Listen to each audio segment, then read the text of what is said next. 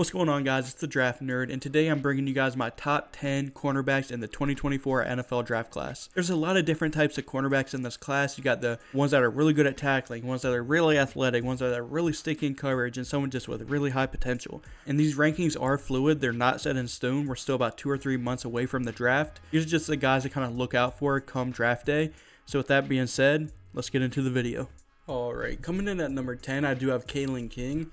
The cornerback out of Penn State. He's 5'11", 191 pounds, and coming into summer scouting, I really loved Koolaid King. I had him as probably like a top 3 or 4 corner in the class, and he just didn't have the same season in 2023 like he did in 2022. He had a bit of a down year, so I'm surprised he even came out. I thought he was going to return and try to improve on his 2023 campaign and then go into the 2025 draft class. But that's not what he ended up doing. He came out this year, and in 2023, he put up 20 tackles with no interceptions, no forced fumbles, and only 2 pass deflections. So, again, not the best season statistically, but some of the pros I have for him is he's really physical. You kind of got to play with a bit of a more physical edge when you are under 6 foot playing on the outside. He's really good in run defense as well. I think he's a good tackler. I think you could potentially move him into slot on some plays, and he could, he can hold his own in the run game. And I really think he's a true press corner. As you can see in one of the cons, I have his zone ability. I think he's a bit uncomfortable backpedaling into a zone. I think he's more suited for that press man type of scheme. And that's not to say I don't think he can play some zone coverage, but I do think he's best suited for a press man kind of scheme. And also, I don't like his long speed. He seems really athletic, and I wouldn't be surprised if he tests pretty well, but it just seems like he doesn't have that long speed, and he gets beat on the deeper routes. Maybe that's just something to do with his technique rather than his athletic ability, but I have seen that he got beat a little bit on deeper routes. So overall, I think Koolaid King is a really solid guy. I wouldn't be surprised if you see him in the back end of round 2, but I like him better in that late day 2 range, like round 3, beginning of round 3. I think some teams might see him more of a slot guy since he's not that 6 foot type of corner, but I like him on the outside. I just think he's a bit undersized for that position, but he makes up for that with his physical ability. So yeah, I could see him being a solid starter cornerback, maybe, a second corner. I don't think he's got the size and physical ability to be that number 1 corner, but he could be a really solid number 2 corner as a ceiling.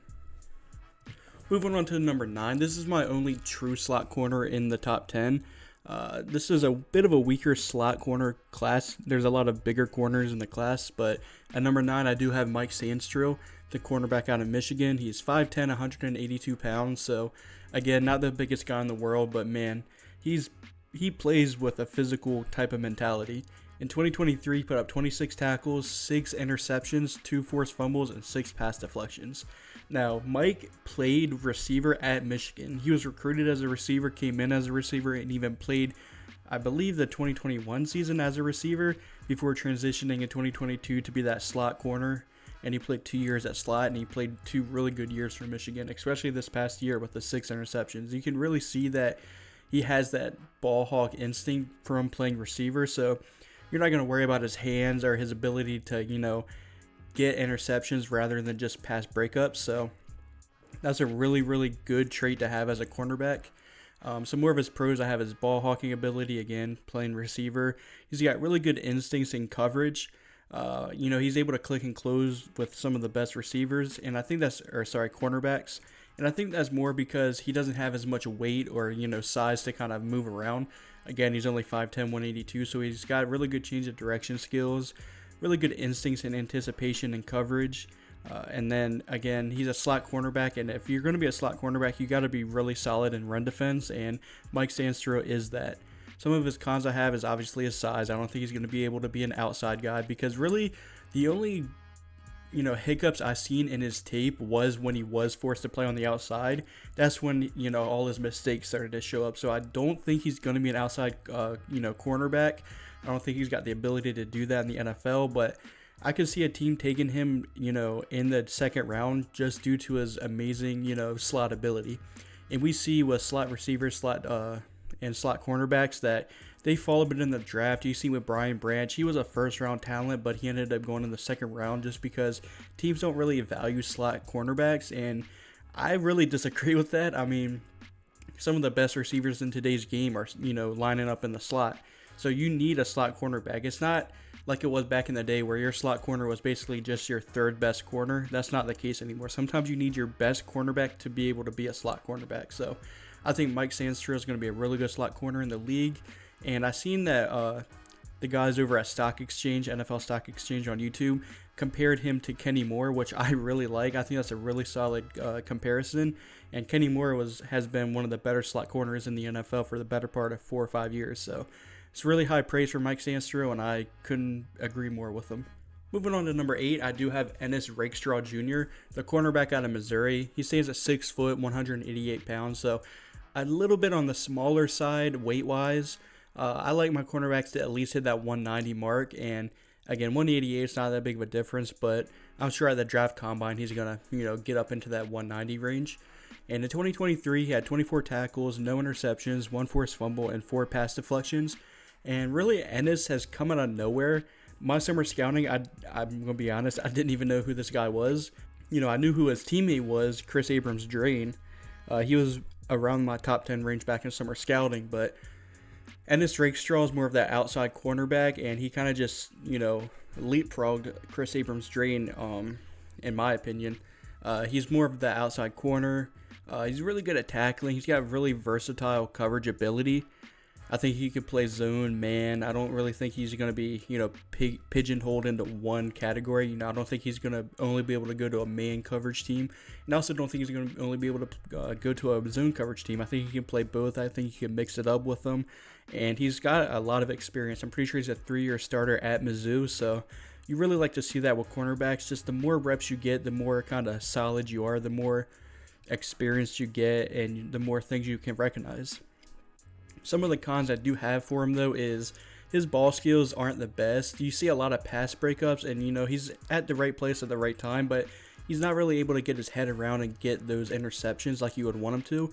Again, I'm pretty sure you see 0 interceptions in 2023, but I'm pretty sure he's only had 1 in his 3 years of starting, so you really want to see him be able to get the takeaway rather than just breaking the ball up. So that's one of the cons I had. I also think if a receiver gets past him, or especially on in-breaking routes, I think he gets a little bit grabby. I just don't think he's very comfortable playing trail technique, or if a receiver cuts inside, I think he gets a little grabby there just because he's not as comfortable in that situation. But again, the ball skill thing and the grabby tendencies, those can both be coached out with a good coach as long as he goes to a good team. And then he has battled a few injuries in his career, nothing major. He's not going to be like a injury red flag type of guy come draft time, but he has dealt with his fair share of injuries, so you got to watch out for that as well. But overall, I think Andis Rowe could be a really solid cornerback 2 in the league. I mean, I could really see him keep rising, and I mean, he could end up, going in the back end of round 1. I could really see that happening. I would feel more comfortable with him more in that middle of round 2, late round 2. But I think he's a starter in the league, and I wouldn't be surprised if he's a number 1 corner come a few years into his career in the NFL. Moving on to number 7, we got TJ Tampa. And first of all, love the name. That's a sick name. He's a cornerback out of Iowa State, 6'2", 200 pounds. So he's really big, really long. In 2023, he put up 33 tackles, 2 interceptions, no forced fumbles, and 7 pass deflections. And this guy is a height, weight, speed freak. My dream fit for him is for him to go to the Colts, just because the Colts love those type of players. As some of his pros, I have his agility, his length, his footwork. I mean, again, he's got really long arms. He'll probably have some of the longest in the class. And despite being over 200 pounds, and I don't know if he's 6'2", he might end up being like 6'1". I think he's more of that 6'1", 200 pound range than the 6'2", but either way, he's got really long arms, he's really lengthy, and he's got really good footwork too. Usually when you see the bigger cornerbacks, they're a bit slower out of their breaks and kind of, fall behind on quicker receivers. But, I mean, he holds his own on most receivers. You don't see his athleticism being tested too much. Like, he's really solid in that department. Again, just like a few of these other guys, his ball skills aren't spectacular. I mean, not to say they're terrible or whatnot, but they're not great. And I also think he doesn't he doesn't wrap up when he tackles, and I think it's just because he's bigger than a lot of the receivers, so he thinks he can just, lay the wood on them and, they'll just go flying. But sometimes they bounce off just because he doesn't wrap up. He kind of lunges at their legs or at their, at their chest. So you like to see him wrap up and kind of finish the tackles instead of trying to get that hit stick every single time. But besides that, I think he's a really, really solid option. And I'm pretty sure I'm a bit lower on TJ than the consensus. I'm pretty sure they have him more that, 5 or 6 cornerback in the class, so maybe I'm a little low on him, but I still think he's a really solid option. I think he could go in round 1 if a team kind of really needs a cornerback and some of the other ones fly off the board. I wouldn't be mad at him going round 1. I really like TJ. Moving on to number 6, we got Teeyon Mitchell, a cornerback out of Toledo. Now, he's a bit on the smallish side at 6 foot, 196. And in 2023, he put up 32 tackles, 1 interception, no forced fumbles, and 18 pass deflections. So this guy is around the ball constantly. He's able to break up passes constantly. And in 2022, so not last year, but the year before, he had 5 interceptions. Now, granted, 2 of them were on like Hail Mary attempts, and then 1 was a tip pass. So he got a little bit lucky on the interception side in 2022, but 2 of them really showed off his great ball instincts. And the other 3 were a bit luck, but still 5 interceptions is a really solid number. And in 2023, he only had 1 interception, but with 18 pass deflections, I mean, that's elite numbers. And some of the pros I have is he's really, really quick, and he's able to click and close really, really well. He's definitely more of the off-zone cornerback. He's not going to be able to play press at the next level, at least just we haven't seen it enough at Toledo, so it's more of a question mark. That's why I have press on the cons. It's more just because we haven't seen it enough to really know if he's good at it. But man, he is great in off coverage. He's able to click and close extremely well. He's got really good instincts to know when to jump routes and when to not jump routes. And he's also got really good play strength. I mean, he's a bit on the shorter end, but he plays up to that 6'1", 6'2" kind of area. So he's really physical. He's got really great instincts. He's exceptionally agile. I do have speed as one of his cons, but it's a question mark, and that's because you see him get beat on deeper routes, but I'm not too sure if it's because he doesn't have the long speed. I think it's more of his technique, but I don't know yet. I think once the draft combine comes around and he tests pretty well, then I'll have speed as a, not as a con. But for now, there's a reason why he gets beat on deep routes. I'm just not sure if it's, footwork or if it's his speed. And then again, he does play at Toledo, so his talent level, he didn't really face much competition there at Toledo, but you can't really knock him for that. I mean, he can't, just randomly play Power 5 teams. Like, he's got to play who he's got on his schedule, and he played really well against teams that was on his schedule. But it's going to be really important to see how he does at the bowl games, just because he'll be up against more, elite talent, other receivers that are going to be in the draft. So it's going to be really interesting to see how he does there. I don't see why he wouldn't do good. I mean, I really like Teeyon Mitchell. Again, I could see him going on the back end of round 1 or, early day 2. Moving on to number 5, I do have Kamari Lasser. Now, I will admit, I think I am a bit higher on Kamari Lasser than the consensus. He's a cornerback out of Georgia. He stands at 6 foot, 180 pounds, although I don't believe that 180 pounds. I think he's more closer to 185, even 190, but Georgia has him listed at 180, so that's what we're going to go off of. And in 2023, he had 21 tackles, no interceptions, no forced fumbles, but he did have 8 pass deflections. Now, this guy, he's just Mr. Reliable. His floor is going to be really, really high, but his ceiling, I don't think is going to be very high. I think he's going to be just a really solid number 2 cornerback in the league one day. I don't think he's going to be able to be that number 1 cornerback on a team just because he does lack the athletic ability to kind of hang with the more speedy, shifty receivers that most teams have nowadays. But he's got really, really good fundamentals. He's really technically sound. He can, he's really good in run defense. And his zone ability is just great just because of his instincts and his, ability to read plays pre-snap. But the only thing that really limits him is his top speed, his agility, his change of direction. All of that's kind of subpar. So I think the combine is going to do him either really, really good or really, really bad, depending on how he tests. I think his agility concerns are a bit overblown, with the draft media, but I really like Kamari Lasser. I think he could be a really, really solid option as a, second cornerback on a team. I really don't see him falling out of the league quickly or, falling down the depth chart to like the fourth cornerback on a team. I really do think he's going to be a starter in the league, just maybe not a high-end starter. Moving on to number 4, I do have Teeyon Arnold, and the hype around Teeyon Arnold is insane.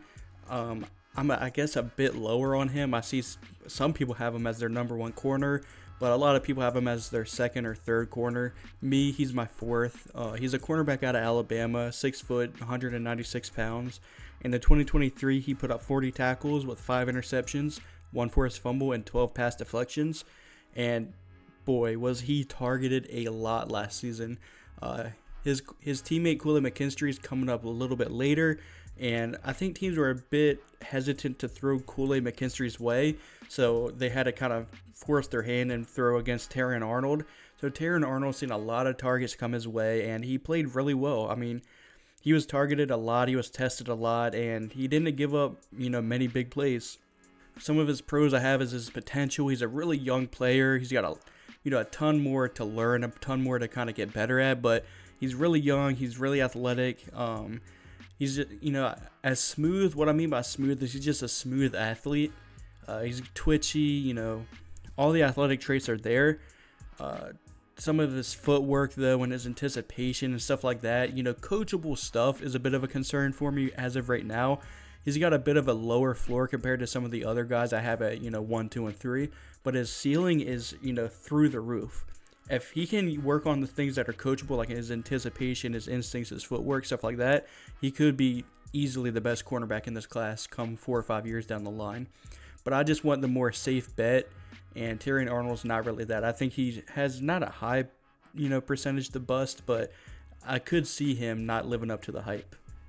But I think he might even be the first cornerback taken off the board, but I do see him being, at least a top 3 cornerback taken off the board, just because teams apparently really, really like the guy. And I mean, teams project a lot when it comes to the NFL draft, and this guy, again, has all the potential in the world. So it's going to be interesting to see how his career kind of pans out. Moving on to number 3, we got Koolaid McKinstry, the cornerback out of Alabama, Teeyon Arnold's teammate. And he's 6'1", 195 pounds, and he's just a really solid cornerback. In 2023, he put up 24 tackles, no interceptions, no forced fumbles, and 7 pass deflections. And I'm not going to lie, watching Koolaid McKinstry's tape, I got pretty bored. And that's a good thing when you're watching cornerbacks, because that means they're not targeted, they're not tested, and that's because the quarterback respects their ability. I'm pretty sure he was only targeted like 40-something times the whole season, which is very, very low. And that's just because he wasn't letting receivers get open. I mean, he's really sticky in coverage. I think he's got a really high floor. His press ability is really, really good. He plays physical. He doesn't really let receivers get hands on him. He's got really good experience. I'm pretty sure he's played all 3 years. He started as a true freshman for a Nick Saban defense, which isn't always the easiest thing to do. Some of his cons, though, I do think he's a bit grabby just because he's more of the physical cornerback, and physical cornerbacks tend to be a little bit more grabby than other cornerbacks. So that's just something you got to watch out for and maybe coach him up on that. I'd rather my cornerbacks be a little bit more physical than not physical enough. His agility is decent. I don't think it's nothing special. I mean, coming into summer scouting and when I was watching other people talk about him, they were raving on his athletic ability. And I'm not saying it's bad, but it's not nothing to like write home about. He's not extremely athletic or nothing like that. I think he's average. His ball skills they're not bad, but I think he could get his head around on some of these, pass breakups and maybe turn them into interceptions. But besides that, he's a really good player. He's got special team ability too. He can return punts if you really need him to. He's a really good cornerback who's got a really high floor, which is what you want in a cornerback. You just want a Mr. Reliable cornerback who's going to be good every single year, just because good cornerbacks are so hard to come by nowadays. A cornerback might have 1 or 2 really good years and then fall off. I think Koolaid McKinstry is going to be a really good corner for a really long time. Moving on to number 2, I do have Nate Wiggins, the cornerback out of Clemson.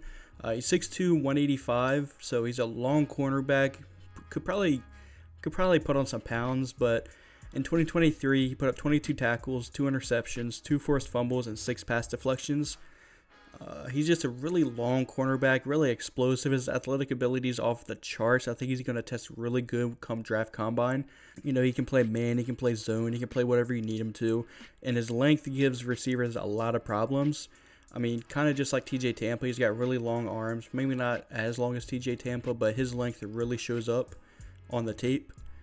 Some of the concerns I do have for him, though, is his weight. 185 is not the biggest, especially when you're 6'2". So I would like to see him put on about 5 to 10 pounds of muscle before he gets to the NFL. And again, with his weight concerns, his run defense isn't great because he is on the smaller side. So again, you would like to just see him move up a little bit in weight. But besides that, he's a really, really good cornerback. He's got all the traits you could need with length, you know, explosiveness, click and close ability. So Nate Wiggins could easily be my number 1 cornerback just due to all of the athletic traits. But my number 1 is just a little bit more technically sound and a little bit more versatile. And I'm sure you know who that is. It is Cooper Dein, the cornerback out of Iowa. Now, a lot of people are going to say Cooper Dein might be a safety. Oh, he's only a slot cornerback. No. He is an outside cornerback if you want him to be an outside cornerback. He can play slot cornerback, and he'd probably be one of the best in the league. He could play safety and be a top-tier safety. But he is an outside cornerback. He has the ability to play that if a team needs him to. He's 6'1", 207 pounds, so he's big for the cornerback position, at least outside cornerback position. And in 2023, he put out 26 tackles, 2 interceptions, no forced fumbles, and 5 pass deflections. But in 2023, he played primarily on the outside, and I think that's just to prove that he could do it, because in 2022, he was more of that Swiss Army knife. You know, he'd play up on the line of scrimmage, he'd play in the box, he'd play slot, he played safety, he played outside. You know, he kind of played everywhere on that Iowa defense.